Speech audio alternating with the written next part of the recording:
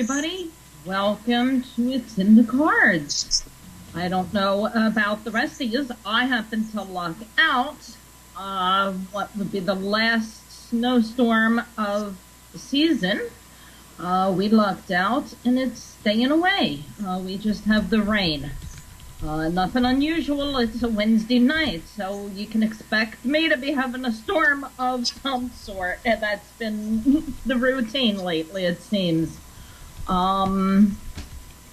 Also, I want to let everybody know that there's going to be a little switcheroo show upcoming. You're used to me doing the interviews here on It's in the Cards. I am actually going to be making a guest appearance where I'm the guest and I'm going to be interviewed. And that can be heard, and you can tune into that this coming Saturday morning. I am going to be a guest with Tarot Title.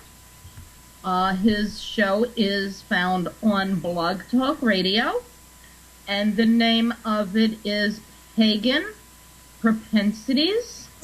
And that will be aired at 11:30 a.m. Eastern this coming Saturday, 10:30 a.m. for those of you in the Central Zone. It is a pre-recorded show. It's not going to be live, so if you have any questions you want to have asked of me, for the taping, I would need them by tomorrow because it's getting recorded tomorrow night, and I can pass them on to Title, and he can put them on the air and ask them to me, and you can get some of your questions that you're wanting to know about me answered. Again, that's going to be aired this Saturday morning on Blog Talk on Pagan Propensities, and I'll have it advertised and posted on Facebook as well, so you can join me on Facebook, Powered by Misha, or It's in the Cards, the Facebook page for the show, and I'll have it posted both places. I want to welcome everybody to the show this week. I'm wearing one of my hats this week for a couple reasons. One of them, I happen to be a big, oldest favorite show of mine was Dallas, and they did it last June with three of the original characters and actors, Sue Ellen, Bobby Ewing, and J.R. Ewing. And as you know, this past November on Black Friday, the wonderful Larry Hagman passed away. Very upsetting to me, for so many reasons. Anyway, in regards to the show, they were in the middle of airing the second season when he passed. The episode this past Monday was his death. He shot. Instead of the old Who Shot JR from back in the 80s, they did a replay on it, Who Killed JR. This coming Monday's episode is his funeral, where the fans can pay tribute and things to his memory.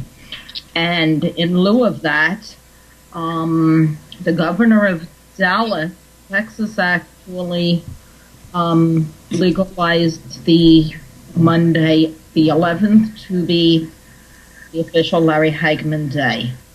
And they're asking everybody to, pull out your hats and your cowboy boots and wear them in his memory, because that's going to be the airing of his memorial show where they do the funeral for J.R. Ewing. The show's never going to be the same without him.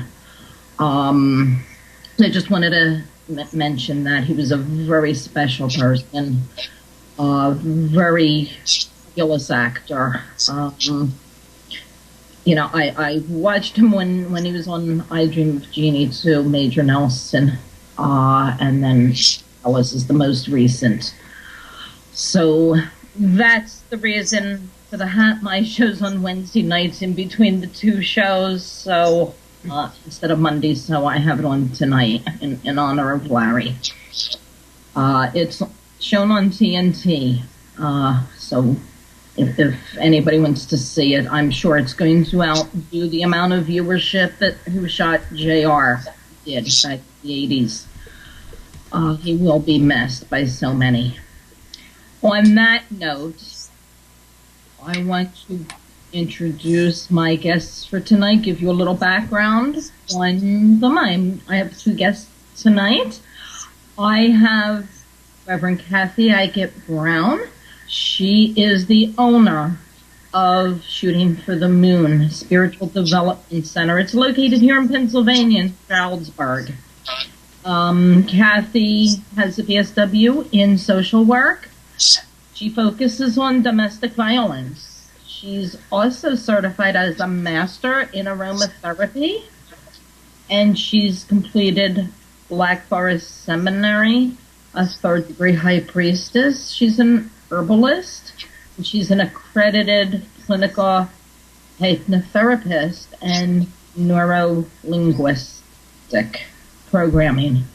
We have lots and lots to talk about tonight, and joining her is Reverend Skip Weatherford. He is a spiritual counselor with a healing approach. He has been doing numerology for 60 years and tarot for more than 50 years. He's a counselor for handicapped people, as well as a teacher and headmaster of a private school for troubling children, for therapeutic understanding. Tons of topics tonight to talk about and discuss, so I want to waste no more time and bring on my guests, Kathy and Skip. Hello. Hello, Hello. How are you? Good. How are you doing? Very well. Very well. And you lucked out with the weather more so than I did, because I got the rain, but you didn't even get the rain. We have nothing outside. Instead of the 6 to 10 inches they were talking about, we have nothing. Not even rain. You really got lucky. We had the rain all day, but it's been that annoying misty. We haven't had any like torrential downpours or anything. Yes. And the winds have been atrocious. Yeah, we haven't had too bad the wind. The wind has been fine. Well, you lucked out all the way around. We had a pretty good winter for the second winter in a row, actually. Hasn't been that bad. Yeah, it's been okay. Can't complain at all. So, Kathy, let's start with you. Your store's located in Stroudsburg. You're That's about, correct. I think about maybe 2 hours from where I'm at. Okay. You have a whole slew of things that you do. So what did you get started on way back when you got involved in all of this? Well, my formal training started when I joined Black Forest Seminary, and the first thing I learned was the tarot, and so that was my formal training. But I've always been intuitive all of my life, and I've been able to sort of communicate with whatever's on the other side, whether you want to call it ghosts or spirits or dead people. So I've always had an awareness. As my mother used to say, she's a little fae. So I'm a little fae. Now, did that run in the family, Kathy? I think my father's side. On your father's side. So when you first started seeing spirit in real life, how did you know what it was? And that's, it wasn't like the boogeyman under the bed or, the monster in the closet scaring you. Well, they were never very scary. The people who came to me when I was young were entertainers more than anything. They danced and they twirled around my room. They were very friendly and very nice. I also had the advantage or disadvantage, depending on which side of the veil you want to look at, that my father passed when I was very young. So he actually made contact with me when I was an early teenager. And so I was comfortable with the idea of spirit guides, communication with the other side, piercing the veil. And I actually had a near-death experience when I was 16. So that just sort of put the icing on the cake. So you ended up with your abilities being stronger? And yeah, absolutely. Do you have any memories of the experience? Yeah. Oh, absolutely. It happened before death and dying was a popular subject, so I kind of felt odd when I experienced it. I didn't really have too many people to talk to about it, but I experienced going down a tunnel. What happened was my lungs filled with liquid and I could no longer breathe, and I felt my body separate. I felt my soul separate from my body, and I went down a tunnel, and there was a male presence with me, and I was absolutely euphoric because this was such a great feeling, and I was so excited to realize that I was dying and that it was such a wonderful experience. And then I remember thinking, gee, I wish I could tell people how wonderful this is so they wouldn't be afraid of death. And the second I thought that, the current changed direction, and I went back into my body, much to my discomfort and dismay and dissatisfaction, and I started to breathe again. And I didn't want to come back. I wanted to stay, but I also understood that I was coming back with a purpose. And you've lived up to that purpose too, haven't you? I'm trying. It's, I have a sign that says leave your ego at the door, so I try not to make it about me, but I'm trying. What I've done is I've set up a center where anybody can come and teach who has traditional backgrounds, and who can help other people find the path, whatever their path is. We believe in the law of one here, which means that we don't care what label you put on it. We're all going to the same source. And so we try to help you find that label that you're comfortable with. Right, and with Misha coming back, Skip, I did have a question for you. In all of your experience, is vocabulary something people spend a lot of time arguing about? Well, there's a huge amount of argument over totally useless things.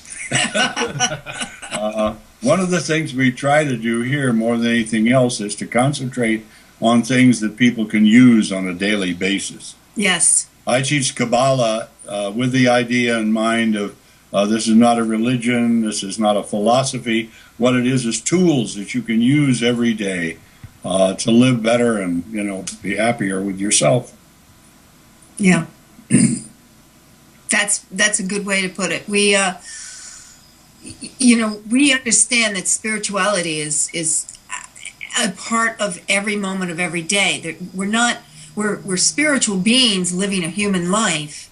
It's not something that's unattainable or something that we have to work towards. It's something we already have. We just have to learn how to incorporate it and recognize it and be comfortable with it. And maybe the word rapport is a good way to put this. We build rapport between the conscious and the subconscious mind so that the higher conscious can be understood and worked with, if that makes sense. Does to me. Yeah. Skip, you been doing numerology for quite a long time, and tarot. Is numerology the first thing that you started with? Yes, it was. I was 15 years old. it happened. I was in Lincoln, Nebraska, where I was raised, and Johnny Carson used to run a radio show there at that time. And Johnny and a few of us used to get together and do magic tricks all the time. So I spent a lot of time in the library reading all the magic books, you know, Scarney on cards and Blackstone and the whole thing. Well, one day I drifted over to the other shelf, and there I was going from magic into metaphysics, and I picked up a book on numerology, and after working with it for a little while, I finally said, gee whiz, this is real magic. And that's what hooked me. So I've been involved with numerology right from the beginning, when I was real young. And numerology, for that may not know it, is also one of the things that can be incorporated and used with tarot readings. Absolutely. Almost all of the other, Kabbalah, numerology, tarot, they're all what I call three maps of the same territory. You can interweave them and interlock them, and it's a very powerful addition to reading tarot to have a background in numerology. How did you get started with tarot? That's a funny story. I was in the Marine Corps over in Korea in 1951, and I was reading some numerology books one day. I worked the night crew, so I was in the barracks pretty much alone during the day. And an old sergeant came by and saw me reading these books, and he said, "You into that stuff?" And I said, "Yeah, Sarge, I am." And he came back about 20 minutes later, and he threw a deck of tarot cards on my bunk. And he said, "Here, my daughter sent me these. I don't know what the hell to do with them." And so that was the first introduction to tarot. So you taught yourself? I pretty much did in the beginning, and as I went along, I got sort of channeled toward Kabbalah, and then I ran into some teachers that I worked with from time to time. So over the years, it's been quite an adventure, and I have delved into a lot of different fields. Since you were already into numerology at that point, did you get that deck and just right away go to the numbers that are associated with each card and do it related to numerology rather than trying to interpret the images and things like that? How did it work for you? It started with a pretty basic introduction to the way most people teach card reading, and it wasn't until later that I began to really realize how closely related they were. Good example, the number 11, the 11th card, essentially represents moving to a higher plane or enlightenment, and the number 11 itself is the number of enlightenment. So you can see it's sandwiched together. Yeah, okay. It's a master number, and it's also true of the other cards, many of them. 6, balance, family, that's the card of love. Yeah. Now we have a question in the chat room that is a very good question, because a lot of people, hear lots of different superstitions and beliefs with the cards, and that's one of the things that the question pertains to, that the first deck you get is supposed to be given to you as a gift by someone rather than you buying it yourself. And that was mentioned and asked because you stated how you got your first deck gift. It was actually given to you by somebody else. And, everybody has their own belief with that. Some people do believe that. I, myself, do not, because each deck isn't going to speak to each person either. You have to be able to enjoy the deck. You have to be in tune with the deck. It has to speak to you. But if, in fact, you would be somebody out there wanting to start out and you've always heard that belief and you don't want to go against it, then the suggestion that I always give to get around that is find a deck that you're attracted to and drawn to and specify to whoever you want to gift it to you that specific deck is the one that you want. Skip and Kathy, do you have any other views on that? Well, because I have a store, what very often happens here is that 2 or 3 people will come in and look at the tarot cards together. And then each of the group will buy for the other person in that group, so that each person buys the other person's deck. And that's a nice way to do it, because you're looking together as a group, and very often they'll continue on and take the class together, or they'll work together at home with their newfound decks that they've given each other. But I agree with you. I would never let a lack of a gift stop me from studying something that I was called to. And once you're called to the tarot, you may not have the luxury of having somebody go shopping with you that can purchase your deck, purchase the deck that's calling to you. You may have to purchase on your own. And I don't think that's going to change your devotion or your ability to learn the cards in any way, or your affiliation with the cards. I think, as you said, it's a truly internal calling between you and your deck or decks. It is. I know some people that, just went past the shelf. They weren't sure which one they wanted, and, not even being near the shelf, one would just fall off the shelf onto the floor. Yes. You hear that often. I know it was about a year ago, and, I have so many decks, it's not even funny. And yes. I'm not one to, go to the bookstore and end up spending too much money and stuff. I have plenty of books. I don't need any more. And I was out and wanted just to kill some time. And I got that little voice in my head that, guides me and gives, with the readings and stuff, telling me to go to the bookstore. Mm-hmm. I'm like, why? And I hear a deck, and I'm like, I have enough decks. There's no more that I possibly want. And it was just, you have to go. I'm like, okay, I've learned, long ago, you don't argue with that. Follow the voice. Always follow your instincts. Sure enough, I go over to the decks, and darn if there wasn't a new one that I didn't even realize had been out yet for me to go grab and purchase.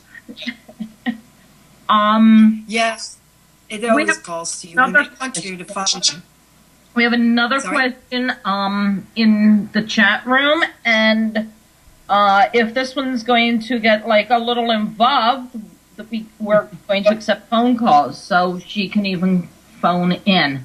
But the comment and question is that they only caught the last part of what was being said about the number 6.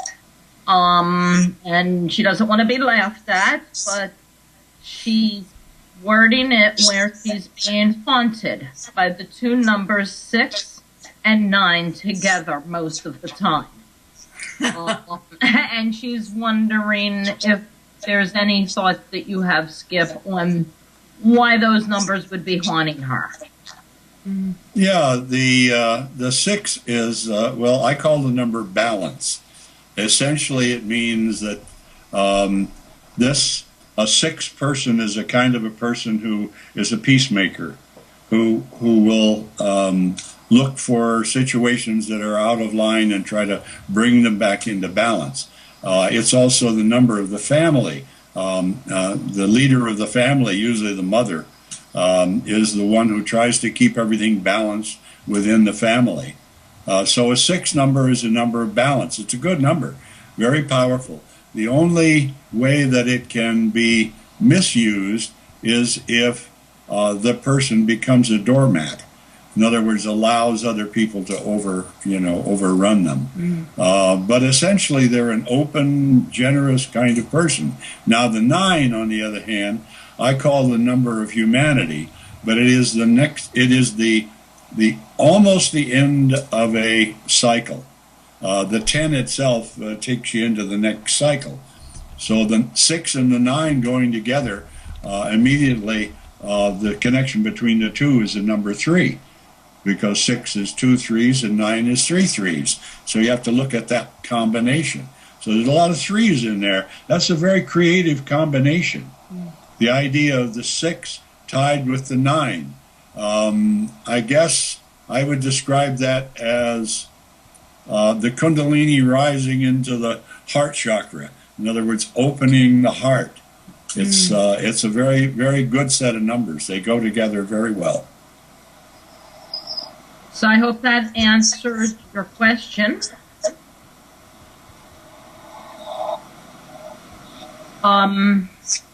Okay. If you have, any further questions to add on to that, feel free and type it in the chat room. We'll be taking phone calls a little later, so you can call in as well with that. What, after all these years, she missed your answer. Her grandson hated her. So she was not at the computer.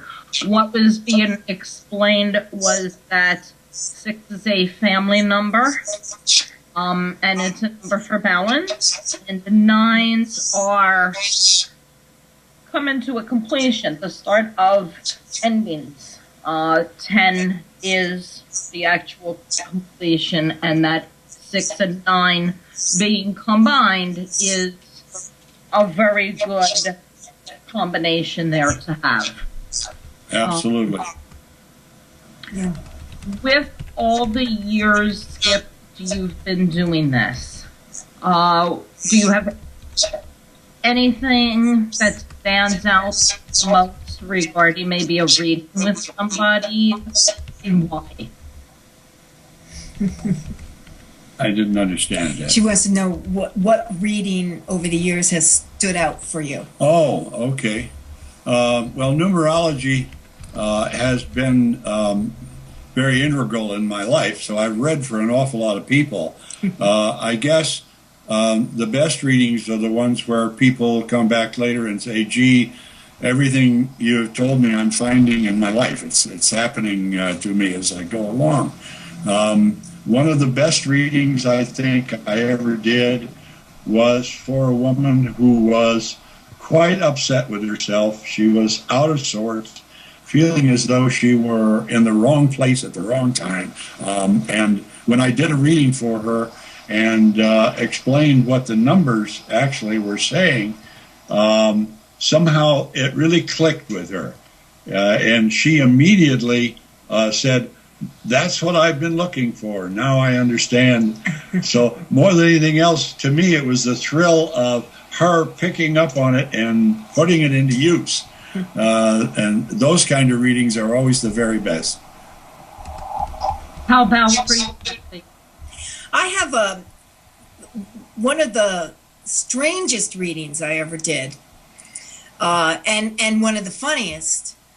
Even though I'm sure it wasn't funny for the gentleman in question.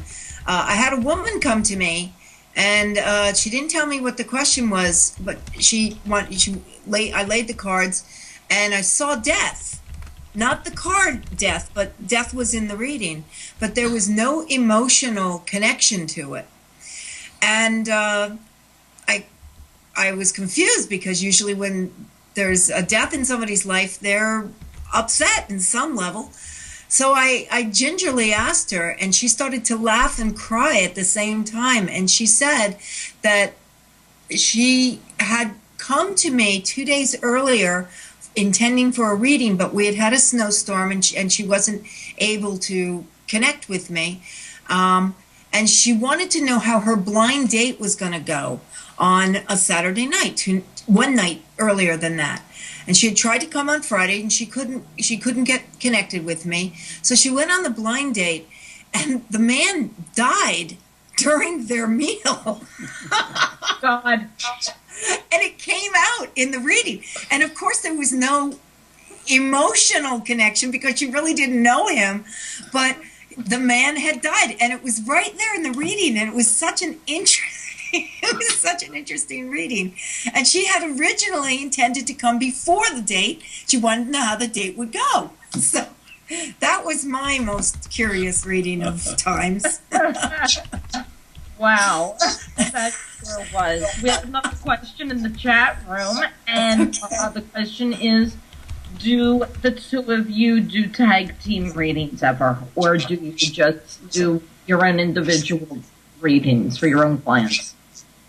We've done back-to-back readings. We've had, every once in a while here, we do a Day of Discovery where people can buy coupons to see do different readings from different people.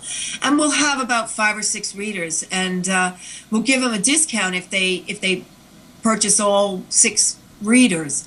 And they have the opportunity of going from reader to reader to reader and then they get to compare notes at the end of the day. And we, of course, don't know what each other have said. And that's been quite, quite popular in this area. But for 2 readers to sit down, I don't think we've ever done that, have we? Not really, but I did a reading for a woman here one day, and she did not like what I had to tell her at all. She was very upset with me. And when she walked out the door, the fellow who was downstairs said she didn't look like she liked her reading. And I said, well, that's true, that she did not. And then later, Kathy told me she had done a reading for that same woman and told her the same thing. And she didn't like me either. You obviously didn't tell her what she wanted to hear. Right. Yeah, that happens quite a lot. Must have been over a man. I've never done tag team readings, but when we open up the phone lines, we'll be doing 3. That sounds great. Yeah. Tag readings. Definitely do it. So you'll get We used to run a tarot circle here, and when we had several people around, we would lay out cards, and each person would bring up a new card, and we would be reading for an individual person at the table. And each of us, by turning the card, would add something to the reading. And we got some interesting readings that way. Yes, that was really interesting. Yeah. It was kind of like the game of telephone, except in a 10-card spread or a 20-card spread, depending on how many people were in the group. That was pretty fun. That would be fun, yes. And accurate, amazingly accurate. Yeah. Now, how about you, Kathy? We heard Skip's story of how he got started with the numerology and then with the tarot. And we heard you with your discovery of being able to see spirit and communicate with them. How did you evolve into tarot? Well, I found tarot to be such a fun and in-depth way of exploring meditation, using it. I love to do path working with it. When I combined the tarot and Kabbalah, I found that tarot was such a great tool to help me understand some of the paths that I didn't quite know before them. I found the imagery of tarot to be very easy to work with, and it absolutely spoke to me from the moment I the first time I did a reading. I got a nice in-depth reading. That's even with holding the book in my hand and thumbing through the instructions and the interpretations, and I still got a very accurate reading, and I was just thrilled. Absolutely loved it. It's my passion.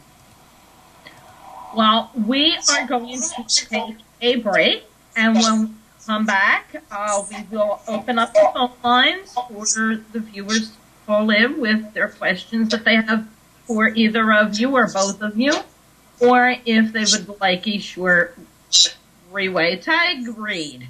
We will be doing that. And we'll be discussing some of the other things that you both do, like the herbology and additional things as well. When we return, we'll be right back. Don't go anywhere.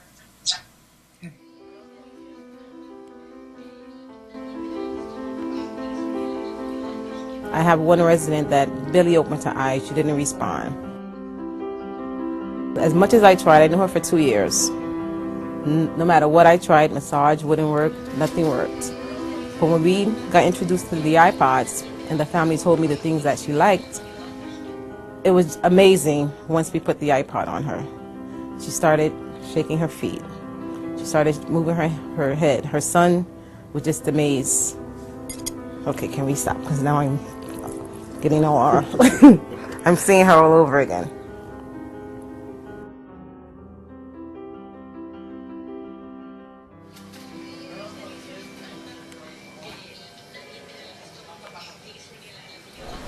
Hi, Papa.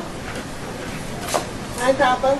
Huh? How you doing? I'm all right. I'm fine. Wait. Who am I? I don't know.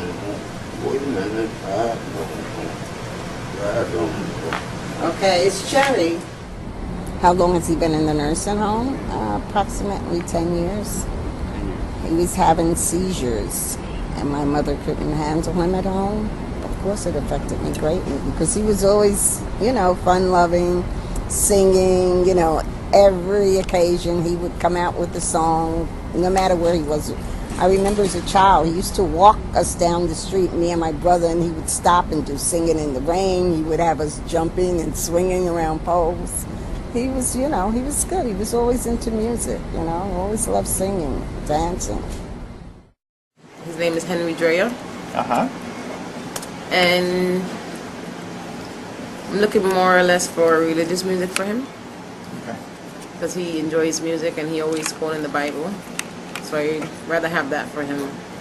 We first see Henry inert, maybe depressed, unresponsive, and almost unalive. Henry. Yeah? Henry. Yes, sir. I found your music.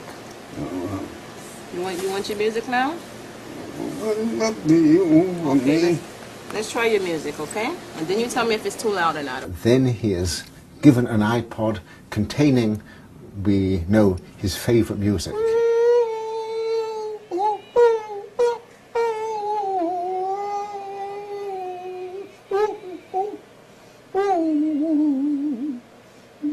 And immediately he lights up.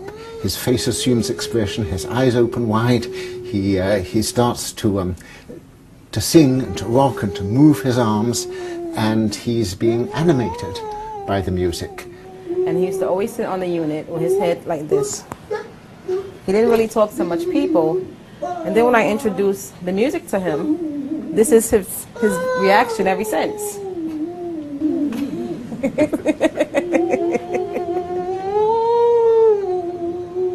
The philosopher Kant once called music the quickening art, and Henry is being quickened, he's being brought to life. Yeah? I'm going to take the music for 1 second, okay? Just to ask you a few questions. Okay? I'm going to give it back to you. Uh-huh. Okay. The effect of this doesn't stop, because when the headphones are taken off, Henry, normally mute and virtually unable to answer the simplest yes or no questions, is quite voluble. Henry, Yeah? do you like the iPod? Do you like the music you're hearing? Yes. Tell me about your music. Well, I don't have one, I mean. Do you like music? Yeah, I'm crazy about music. You play beautiful music, beautiful sound. Beautiful. Did you play music when you were? Did you like music when you were young?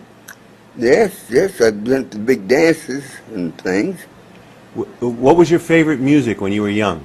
Well, I guess, Cab Calloway was my #1 band guy. I liked it.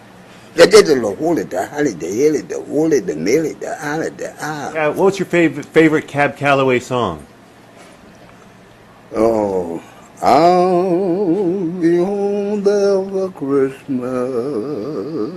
Oh, you can 1,000 plans on me, with plenty of snow, mistletoe, present wrapped around your tree. Ow! So in some sense, Henry is restored to himself. He has remembered who he is, and he's reacquired his identity for a while through the power of music. What does music do to you? Give me the feeling of love, romance. Figure right now the world need to come into music, singing. You got beautiful music here. Beautiful, oh, lovely. And I feel the band of love, dream. The Lord came to me, made me holy. I'm a holy man. So. Hi, welcome back to It's in the Cards. We are going to open up the phone lines. So if you have any questions to ask or would like a quick reading, we're going to have a 3-tag reading for you. I am joined this evening with Kathy, who's the owner of Shooting for the Moon, located in Stroudsburg, Pennsylvania. And Skip is with me as well, and he's an instructor. He works at the shop with Kathy, and he does numerology and tarot, and you also work with disabilities as well. I want to get into, prior to the break, we were talking about the numerology and the tarot, but you also do other things as well. You do herbs. And, you know, things like that is, a lot of people are getting more and more into the natural health things and stuff like that, and it's becoming more and more popular. We want to discuss that a little bit. For those of you that may not be directly in front of your computer and seeing the show, for the phone number, maybe you're away from the show right now, I'll give you the phone number. You can jot it down and give us a call. The number is 615-692-1262. If you're calling in for a reading, I have to, when you're listening to the show for the first time, there's a few rules that we have for time-wise. I ask that you have a specific question and not just call in saying you just want a general reading and see what comes up. And also, if we are on the line with a caller, we need you to please wait before calling in until the prior call is finished, because we can't put you on hold here. So if you can wait till the prior caller's phone call is completed, then you can pick up the phone and call in yourself next. Just want to let everybody know that might be tuning in for the first time this evening. How did you get into doing herbology? Well, it's my other passion. There's 3 passions in my life: counseling, tarot, and herbology. And I got into herbology because I got tired of going to the doctors. I got tired of going to the doctor and being told that I had to take this pill or that pill or the next pill. And so I started paying attention to what herbs would work. And I found that they worked much, much better than the allopathic medicine. So I went on and got a certification in it. And now I have an entire line of Moon Herbal wellness teas, Moon Herbal products, everything from tinctures and extracts to teas to salves that help with mending broken bones.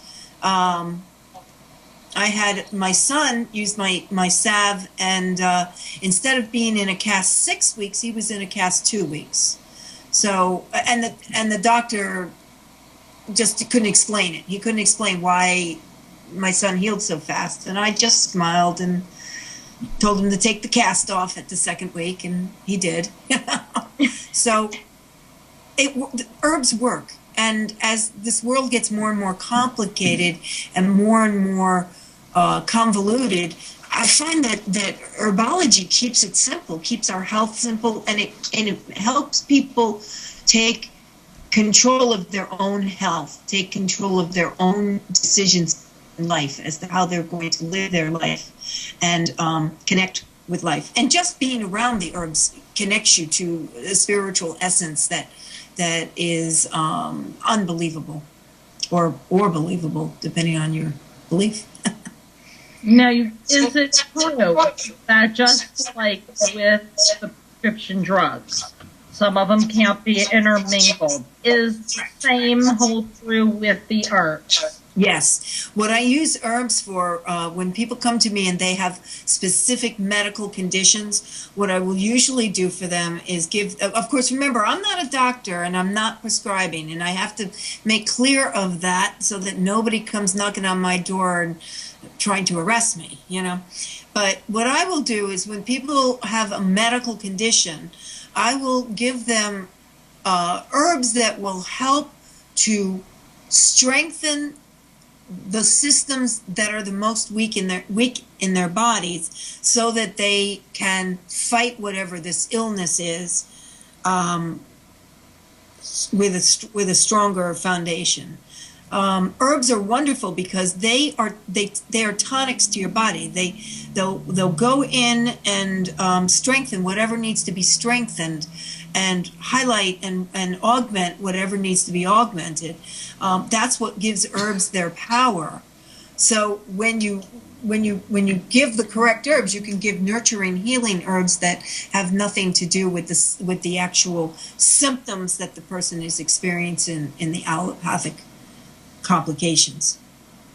I have a question, and we have one for you in the chat room as well. How about things like addictions, quitting smoking, for instance?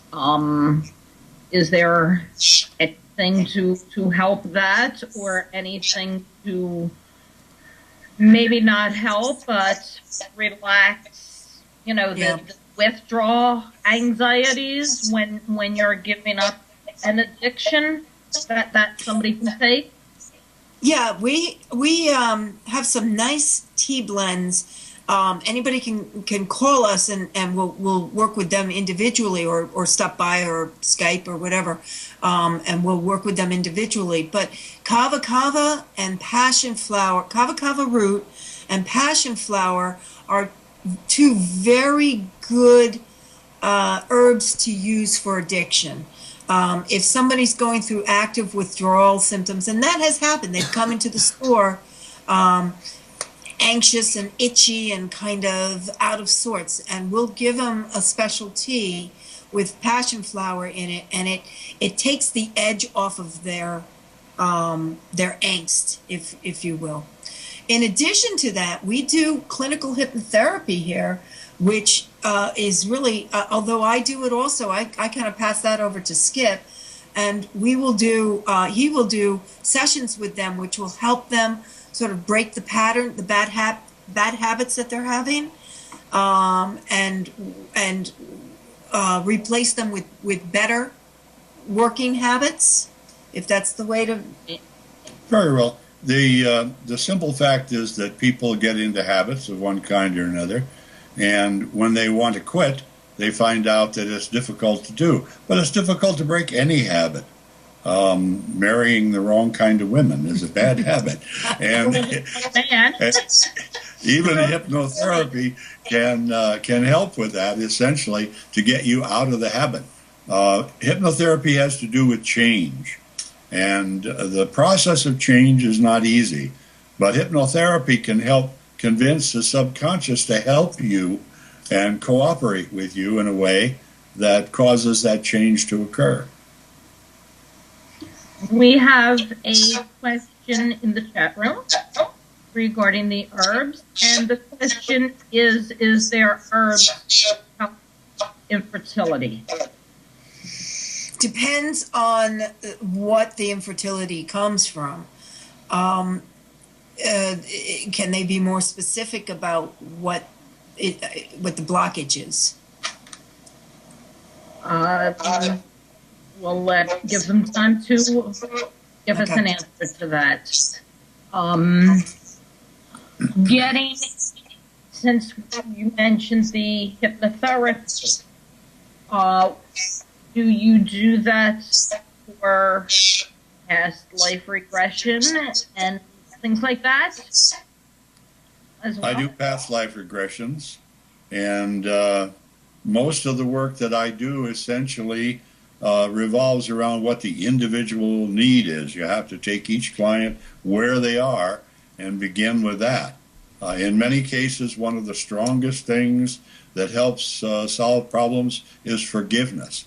Getting them to forgive, the things that they've been carrying with them so long. Letting go of all the old frustrations and all the old guilts that they carry with them. That's absolutely useful in almost any kind of therapy. And in hypnotherapy, we have a direct approach to that.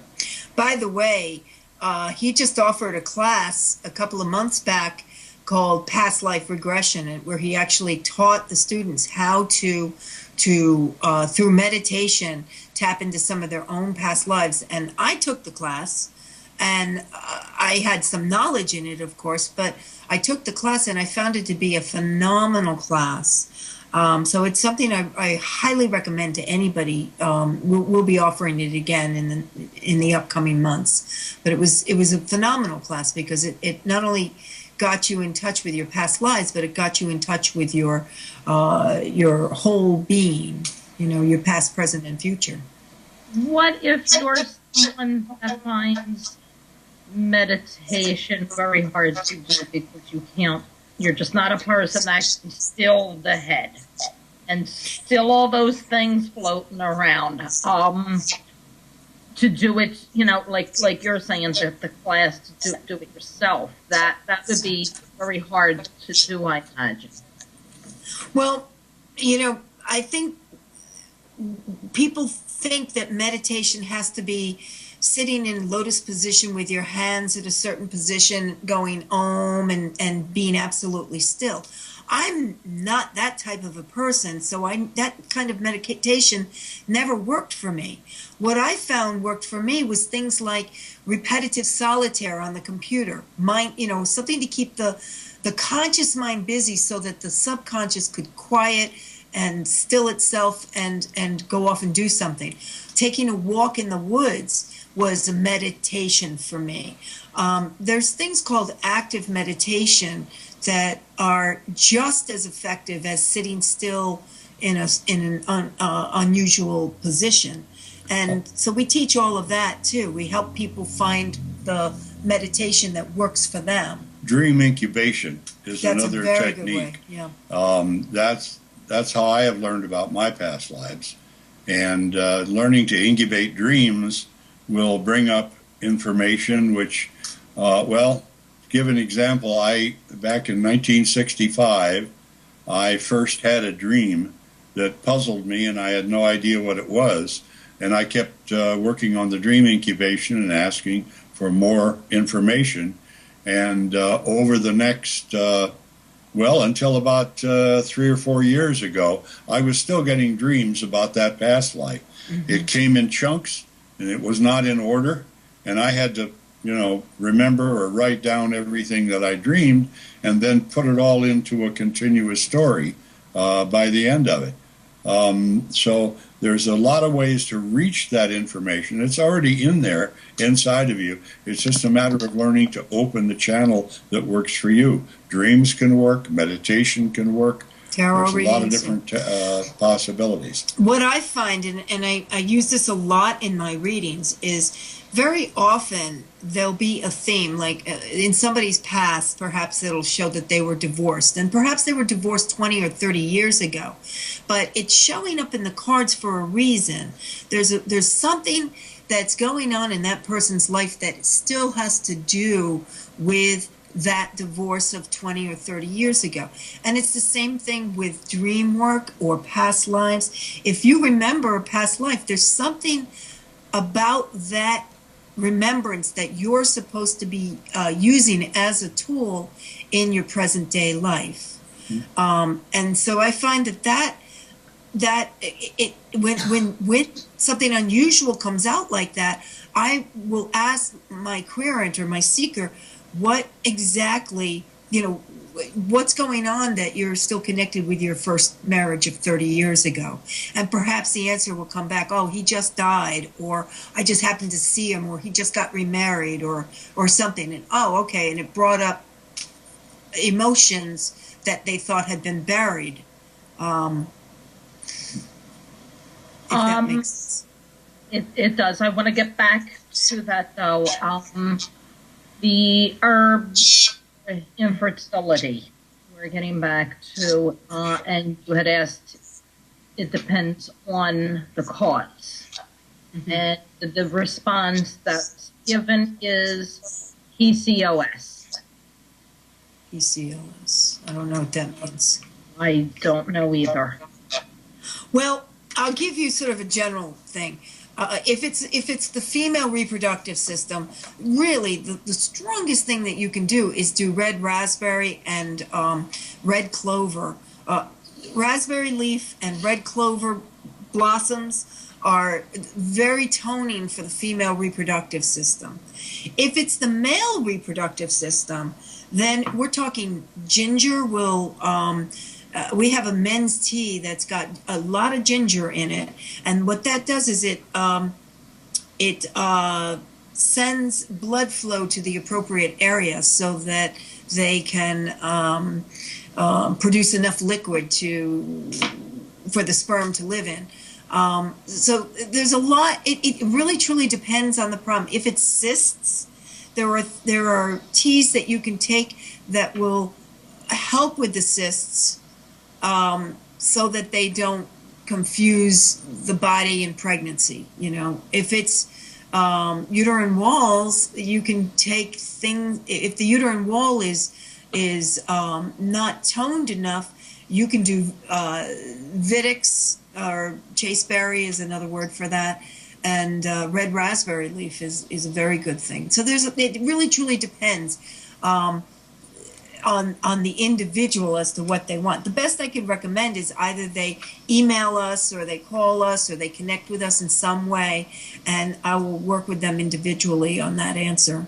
I know that she is very stressed out as well. She does nothing but, think about it and get upset. And I know I've personally, told her on the show and in private contact that, it's easier said than done in anything to relax and chill and just forget about it. But, when you're stressing that much over it, stress does a lot to the body that we don't realize. It affects our, menstrual cycle. It affects hormones. It affects everything. Every single thing there possibly is. It comes out mentally, emotionally, medically, and I know the anxiety with this particular person is really, really elevated as well. We have another herb question as well, but go ahead, finish up this. I was going to say, I would recommend counseling. I don't know how close they are to us, but I would recommend counseling. And then for one couple, they tried to conceive for 10 years, and we actually did a ritual for them. And they now have a beautiful, healthy toddler running around and are attempting to get pregnant again. And they were told by every doctor that they couldn't conceive. But we did a ritual and we sort of passed some energy from fertile people to them, and they conceived afterwards. So I consider it to be a huge success. We have another question regarding the herbs, and that's about if there was any for to help hair loss. Ooh, it depends why. If it's a nervous issue, yeah, we have a lot of herbs that will help with it. There are also some salves, some tonics you can put on the hair. I'd have to look it up in detail to see what I would recommend. I don't have that right off the top of my head, but most of the time, hair loss is a nervous problem, and so I would recommend a nervine of some sort, maybe skullcap or St. John's wort. St. John's wort can be a little controversial, depending on the person, but skullcap is a good one. Passion flower is a good one, and let me see what else. I would do valerian, and see how that would work. I'd put a mixture of those together for them. Okay, and we have a question just regarding these different teas in general that you're discussing about the taste. How they taste. Do they taste good, or is it like, you know, taking certain cough medicines and things where you're just persevering? Hold your nose and chug it down. Yeah. Yeah. I have a little things I call shots of health. And you do have to hold your nose for those shots of health, because first of all, they're vodka. That's their base. So you are taking a shot.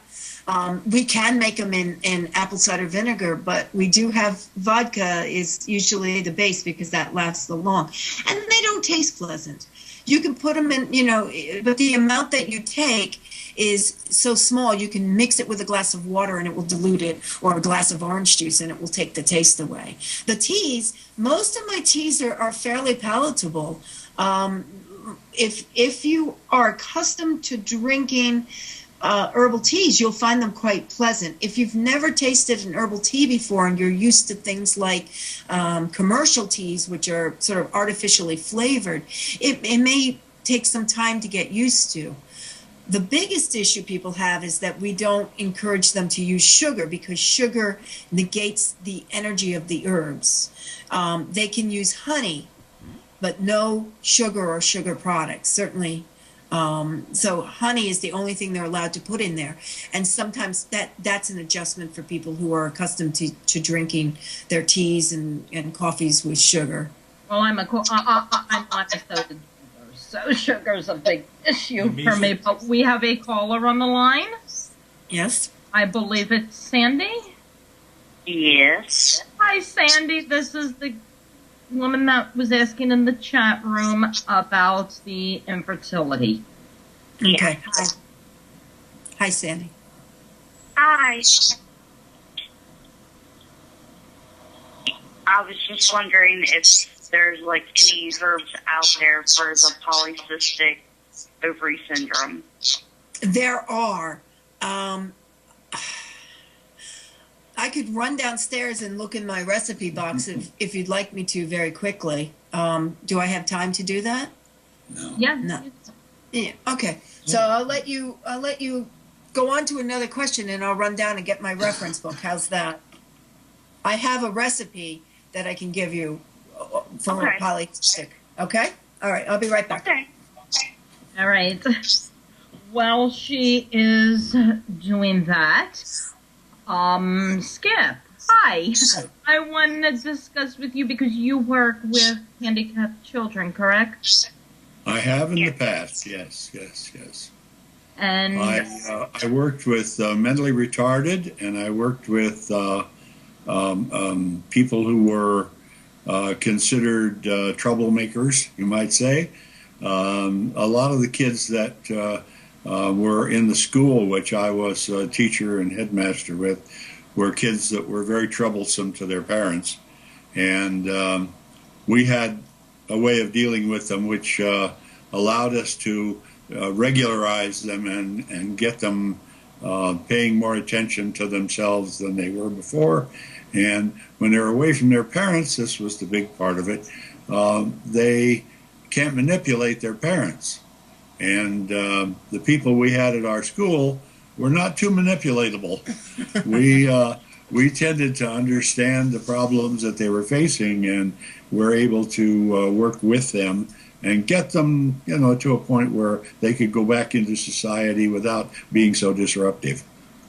Did you find that a lot, because nowadays it's so common with more and more kids being diagnosed with autism or ADD or whatever other abbreviations are out there. Did you find that for the most part, the kids that you had like that probably would have been diagnosed and put on meds for those things, but that's not what the actual issues are at all?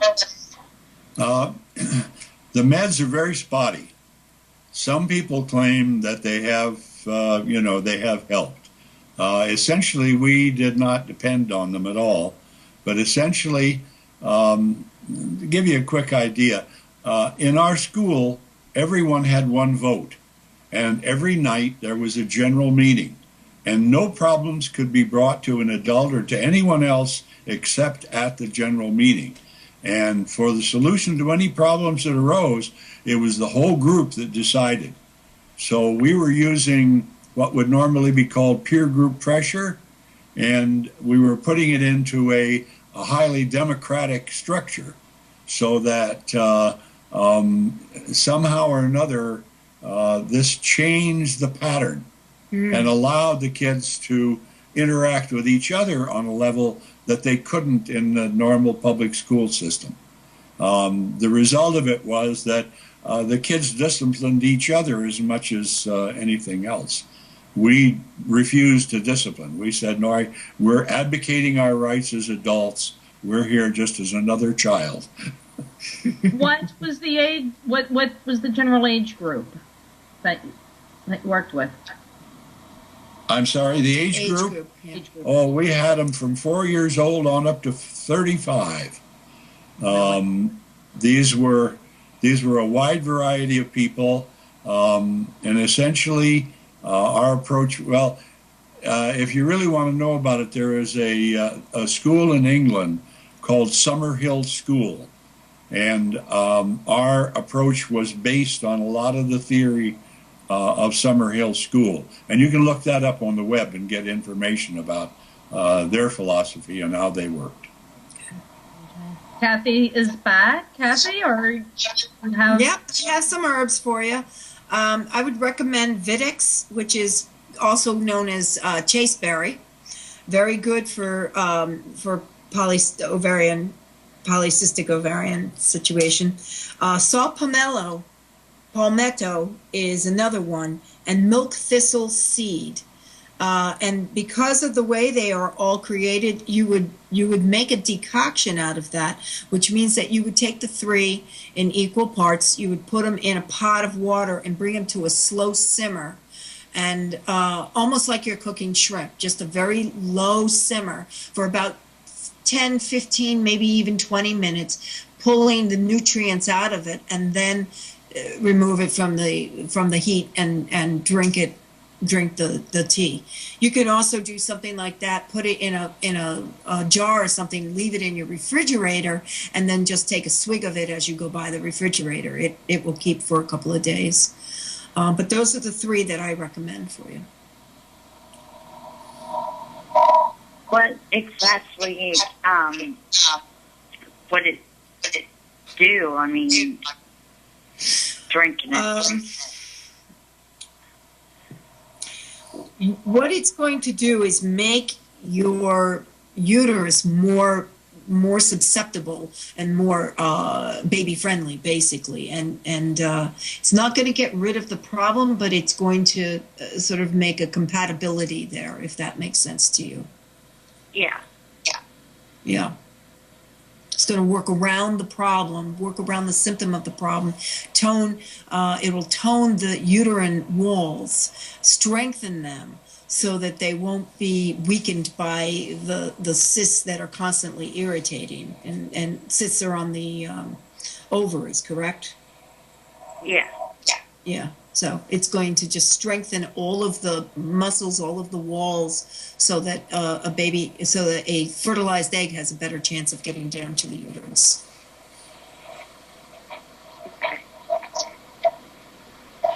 That help Again, you, you Sandy? can,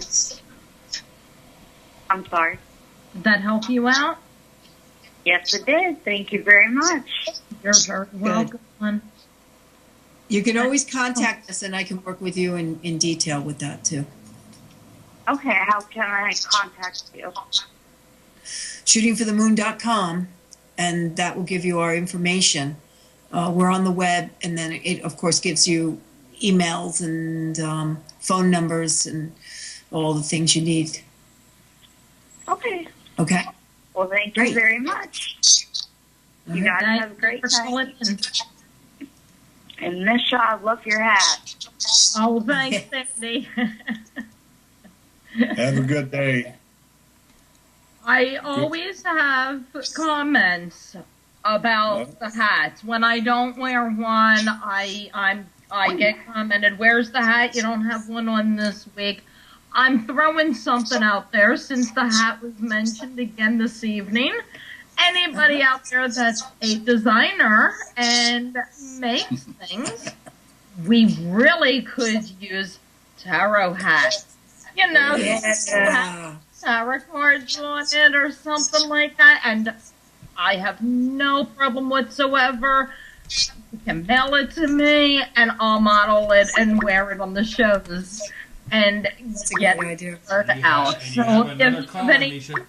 yeah, we have another caller on the phone. Are you there? Hello, how are you guys doing? Good. Hi, How are how are you? Who's this? Good. My name's Eddie. I'm calling to get our readers, three readers' opinions on a question that's going on. Okay. Go ahead. Sorry, it's kind of hard to I have the computer on in the background because somebody else is watching, so it's kind of hard to get a good distance away. I am actually, hi Kathy and Skip, because by the name Eddie they'll know who it is.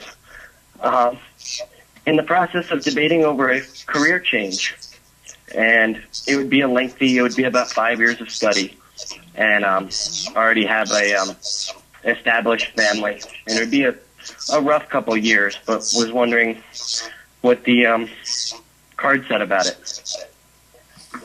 Okay. Let's ask.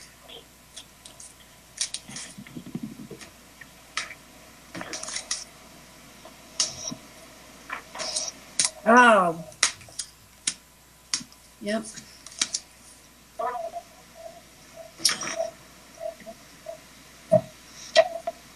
Are you happy with the job that you have now? For the most part. I mean, it doesn't make my life miserable. It's, I'd like to just have our family be able to do a little better and just be a little more secure. Yeah, yeah. Have more of a career than a job. Yeah. I get that you have a tremendous support behind you for this, if you make this choice. I also get that that you are well grounded and well settled in life at this point in time before you're going into it. So whether you take this change or you don't take this change, you're one of these people that's always going to sort of land on his feet and be successful in life. Does this make sense to you? Yeah. Okay. I do see that there will be some trouble from this.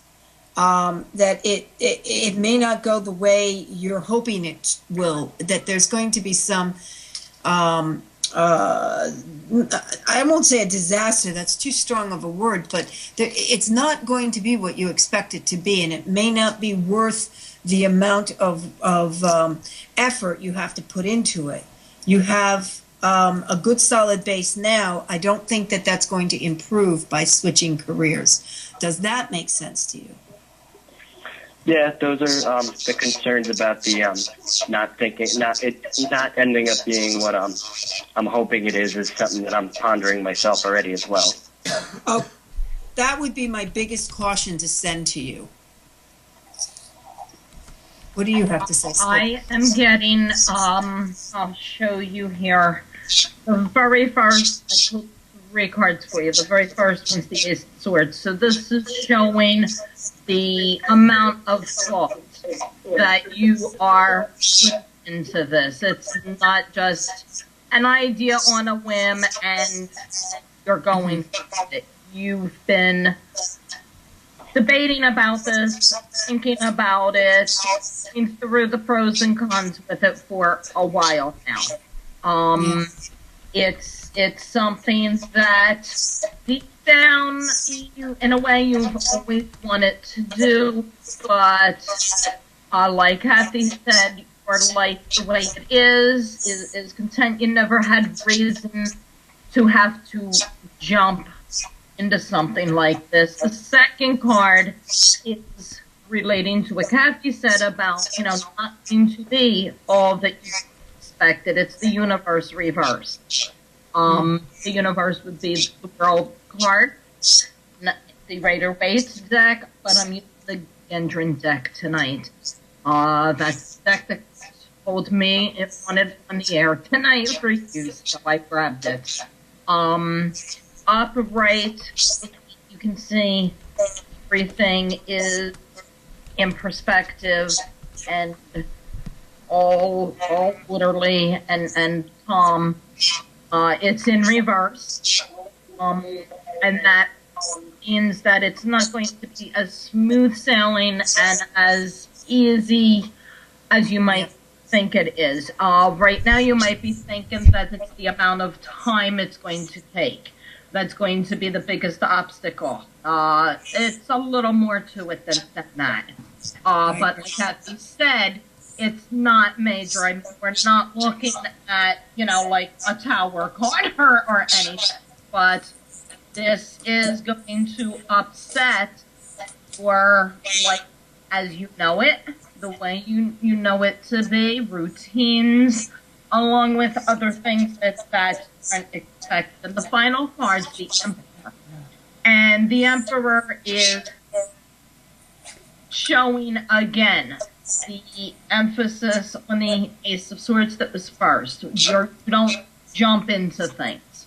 You think things through. You don't act harsh. You don't act just on whims.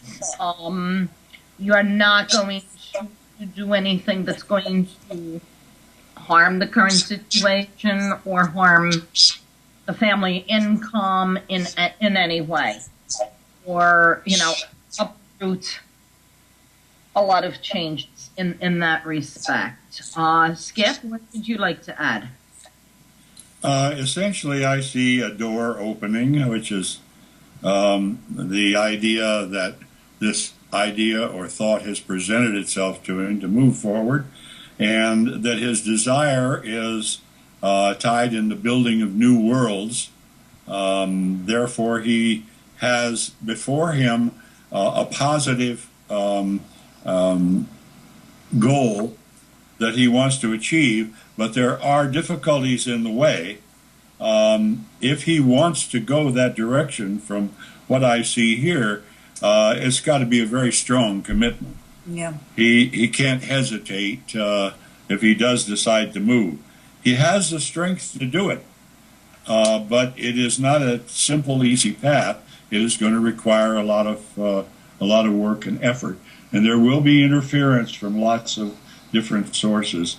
But if he wants that badly enough, I think he could achieve it myself.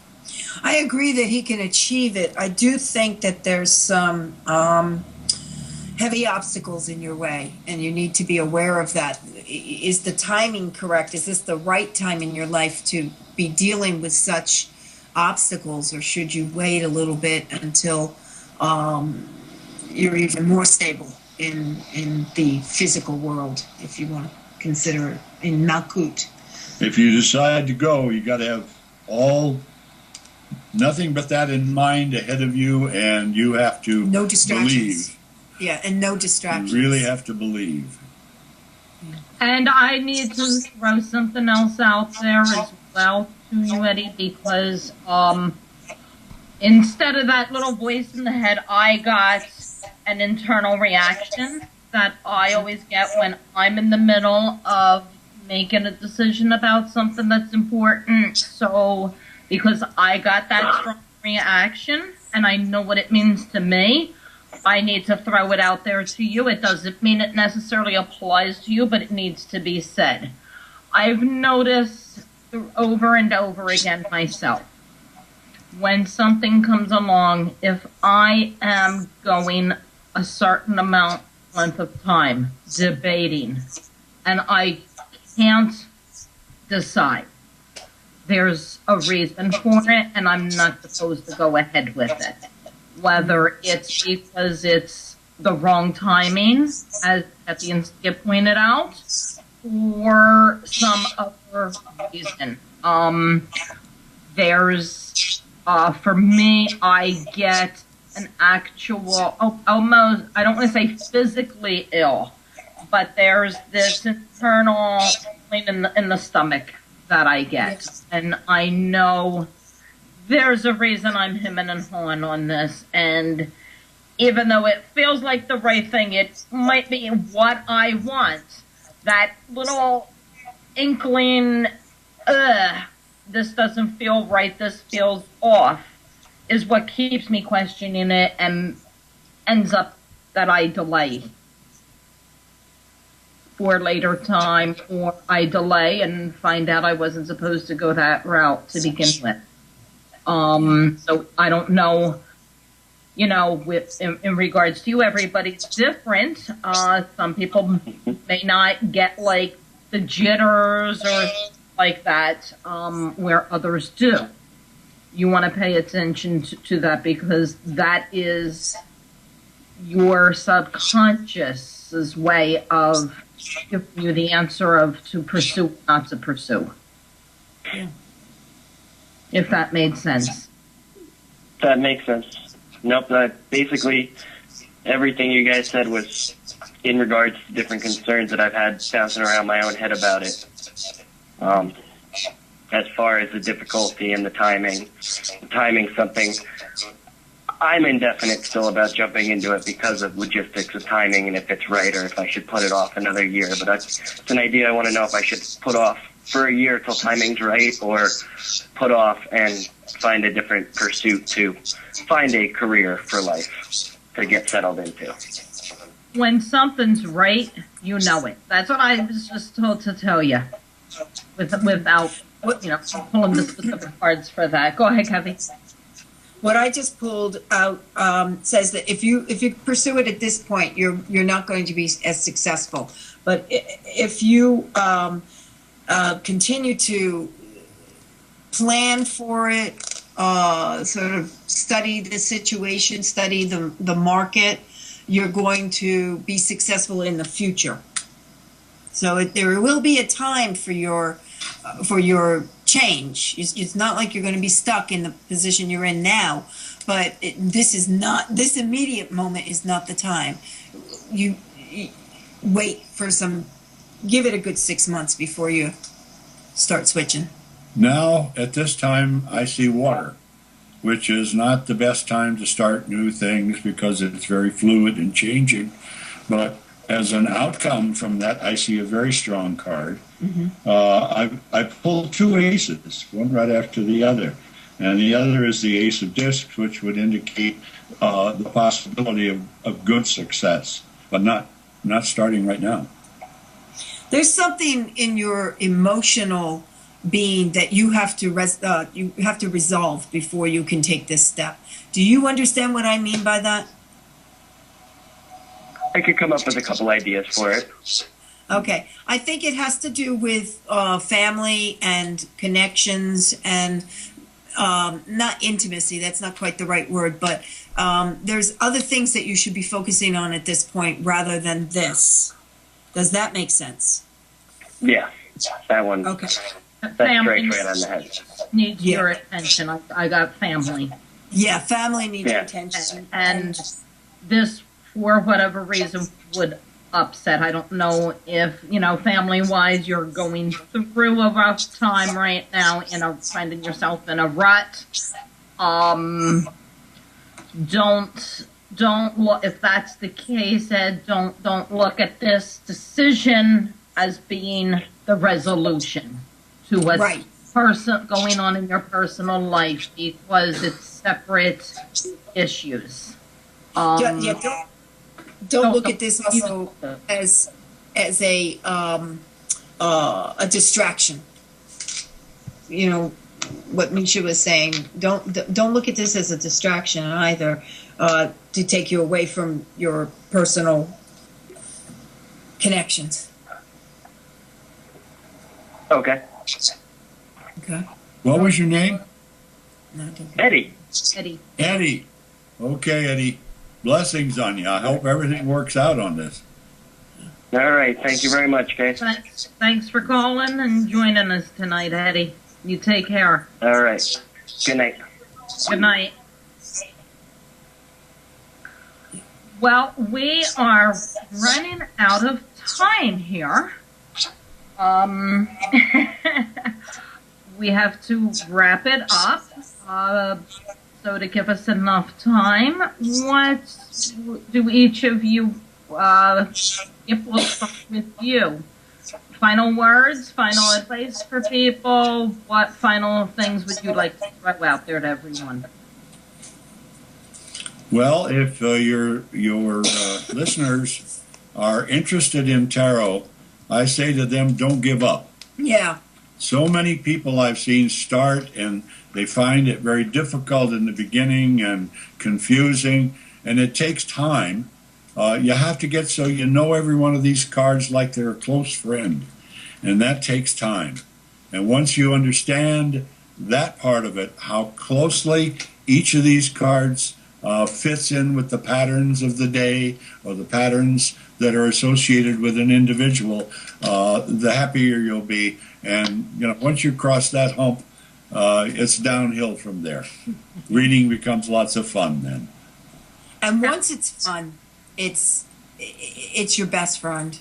The cards are wonderful because you can use them not just for reading and sort of finding out what direction you're going in, but also for meditation and for just life. I equate it to going to the doctors. When you go to the doctor, you have a general idea what your health is.